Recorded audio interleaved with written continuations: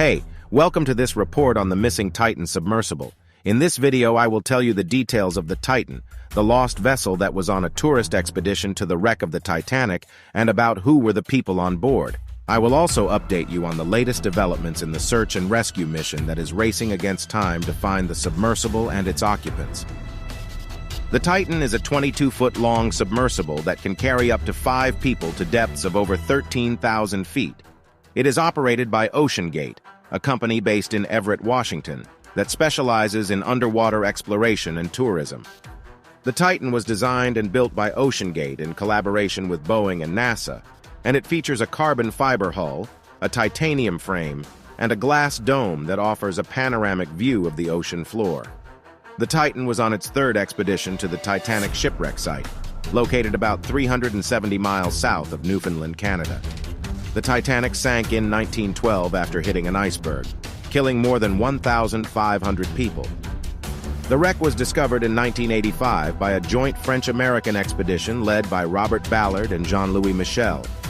Since then, several expeditions have visited the site, but OceanGate claims to be the first company to offer tourist trips to the Titanic for $250,000 per person. The Titan departed from St. John, Newfoundland on June 16, 2023, on board the Polar Prince, a former Canadian Coast Guard icebreaker that serves as the mothership for the submersible.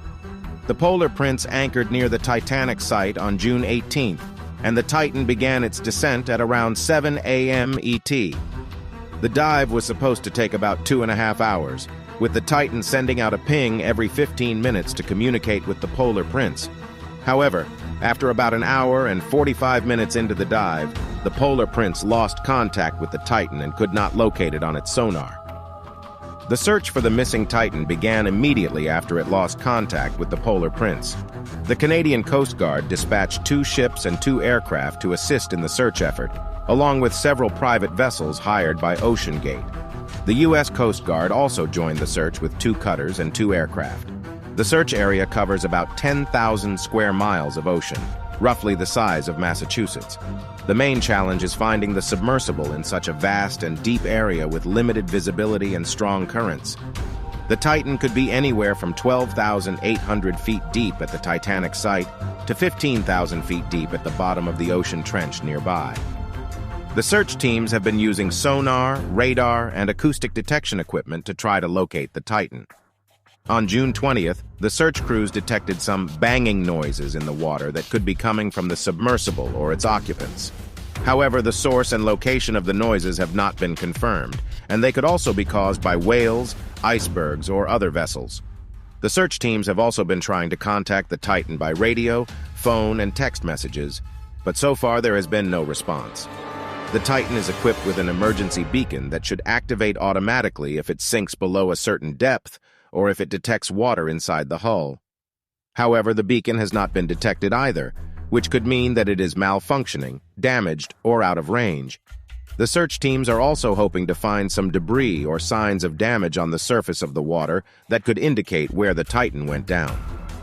However, so far there has been no evidence of any collision, explosion, or fire on board the submersible.